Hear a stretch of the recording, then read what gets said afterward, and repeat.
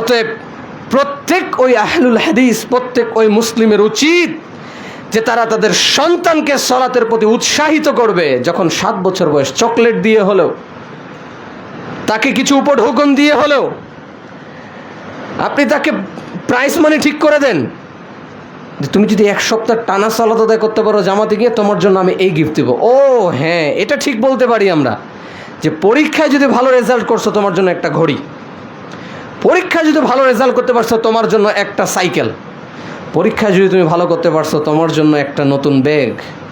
এটা আমরা ঠিকই বলতে পারি, আমরা এটা ঠিকই করতে পারি। কিন্তু কোনোদিনও এটা বলতে পারি যে তুমি যাও, তুমি মক্তবে গিয়ে কোরআন পড়ো, তুমি যদি 2 মাসের মধ্যে কোরআন ধরতে পারো, 6 মাসের মধ্যে কোরআন যদি শুরু করতে পারো, তিলওয়াত করতে পারো, তাহলে তোমার জন্য আমি এই পুরস্কারটা দিব।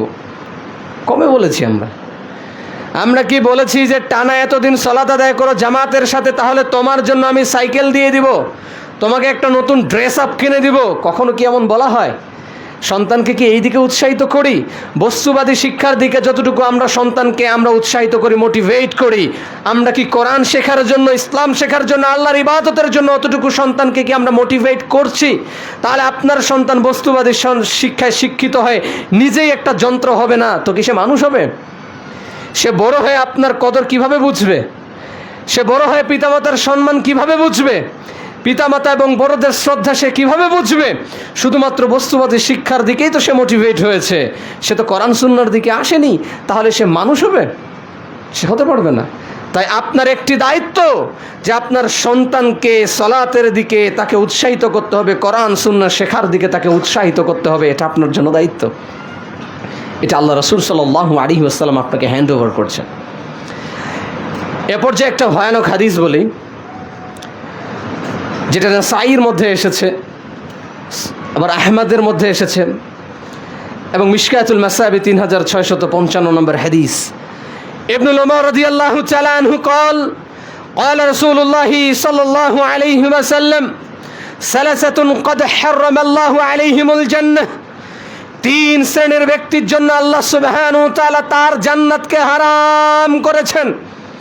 জান্নাত আপনার আর আমার বাবার প্রপার্টি নয়। জান্নাত আপনার এবং আমার দুনিয়াবি এমন একটা উপার্জন, একটা অর্জন যেটা আল্লাহকে সন্তুষ্ট করেই নিতে হবে। আপনার আখলাক, আপনার চরিত্র, আপনার কথাবার্তার মাধুর্য, আপনার অন্যের প্রতি ন্যায়পরায়ণতা এবং অন্যের প্রতি শ্রদ্ধাশীলতা, স্নেহশীলতা, অন্যের প্রতি আপনার জাস্টিস, আপনার ন্যায়পরায়ণতা এবং আল্লাহর ইবাদত, আল্লাহর স্মরণ এবং হালাল পথে গমন, এই সমস্ত কিছুর উপর বেসিস করে আল্লাহর সন্তুষ্টি নির্ভর করে। আর আল্লাহ সুবহানাহু ওয়া তাআলার সন্তুষ্টির উপর নির্ভর করে হচ্ছে জান্নাত অথবা জাহান্নাম। يا أيتها النفس المطمئنة ارجعي إلى ربك راضية مرضية فادخلي في عبادي وادخلي جنة। আল্লাহ সুবহানাহু ওয়া তাআলা যে এখানে এই আয়াতের মধ্যে একটা ক্লান্তিক কালে আমাদেরকে যখন ডাক দিয়ে বলা হবে ইয়া আইয়াতুহান নাফসুল মুতমাইন্নাহ, জানি না আমরা এই ডাক কে শুনতে পাবো আর কে শুনতে পাবো না। আল্লাহর কাছে বিনীত অনুরোধ, আল্লাহ আমরা বড় পাপী, আমরা জানি। আল্লাহ আমরা আপনার নাফরমান বান্দা, আমরা জানি। আল্লাহ আমরা আপনাকে খুশি করার চাইতে বেজার বেশি করি, এটা আমরা জানি। আল্লাহ আমরা আপনার পথে চলার চাইতে বেশি শয়তানের পথে চলি ভুল করে, এটা আমরা জানি। কিন্তু আমরা আপনার দয়ার আশাধারী হয়ে বলছি, আল্লাহ আপনার দয়ার দিকে তাকিয়ে বলছি, আপনি হচ্ছেন গফুর, আপনি হচ্ছেন রহিম, আপনি হচ্ছেন গফুর, আপনি হচ্ছেন রহমান। আপনার কাছে বিনীতভাবে অনুরোধ জানাচ্ছি, আপনার কাছে আমরা এই জুমার এই সময় আপনার কাছে অনুরোধ জানাচ্ছি, যেদিন আমাদের জন্য মালাকুল মউতকে প্রেরণ করবেন, যেদিন মালাকুল মউত আমার শিয়র পর্যন্ত চলে আসবে, যেদিন মালাকুল মউত আমাকে ডাক দিবে, সেদিন যেন এই শব্দটা, এই আয়াত নিয়েই আমাদেরকে ডাক দেয়, ইয়া আইয়াতুহান নাফসুল মুতমাইন্নাহ ইরজিই ইলা রাব্বিকি রাদিয়াতাম মারদিয়া।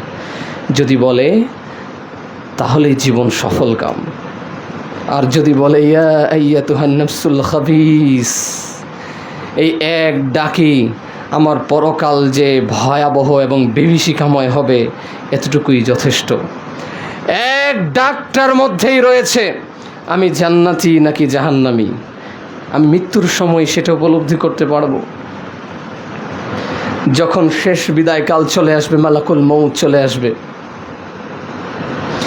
সেদিন যদি আমাদেরকে এভাবে ডাকে যে তোমার প্রতি তোমার রব সন্তুষ্ট, তুমি সারাটা জীবন এত স্ট্রাগল করেছো, এত ইবাদত বন্দেগীর দিকে ছিলে, তুমি কোশ্চিন কালো হারামের দিকে যেতে না, তুমি কষ্ট করে তোমার জীবনটাকে পালন করেছো, কোরআন সুন্নাহর পক্ষে থেকে যার কারণে বাতিলরা তোমার পিছনে লেগেছে, তোমাকে সর্বদাই তোমার নিন্দা করেছে, সর্বদাই তোমার নামে অপবাদ দিয়েছে, অথচ তুমি কোরআন সুন্নাহর দিকেই ছিলে, তুমি প্রকৃত ইসলামকে মানার দিকেই তুমি ছিলে, একদম অনড় ছিলে, অবিচল ছিলে, এত কষ্ট করে তুমি তোমার জীবনটাকে শেষ করেছো, তুমি তোমার দায়িত্বগুলো সঠিকভাবে পালন করেছো। আজকে তুমি জেনে নাও আল্লাহ তোমার প্রতি সন্তুষ্ট হয়েছে, তুমি তোমার আল্লাহর সন্তুষ্টির জান্নাতে চলে যাও। সুবহানাল্লাহ। আল্লাহর জান্নাত পেতে হলে আল্লাহকে সন্তুষ্ট করেই সেখানে জান্নাত নিতে হবে। আর সেই আল্লাহ সুবহানাহু ওয়া তাআলা 3 শ্রেণীর মানুষের জন্য তার জান্নাতকে হারাম করেছেন। তার জান্নাত ছাড়া আর কারো জান্নাত নেই। তার জান্নাত ছাড়া মানুষের আর অন্য কোনো থাকার সুখের জায়গা নেই। মানুষের সর্বশেষ পরিণতি হচ্ছে দুইটি, এক হয় জান্নাত, দুই নয় জাহান্নাম। এই দুইটি জায়গা ছাড়া মানুষের তৃতীয় কোনো জায়গা নাই থাকার জন্য।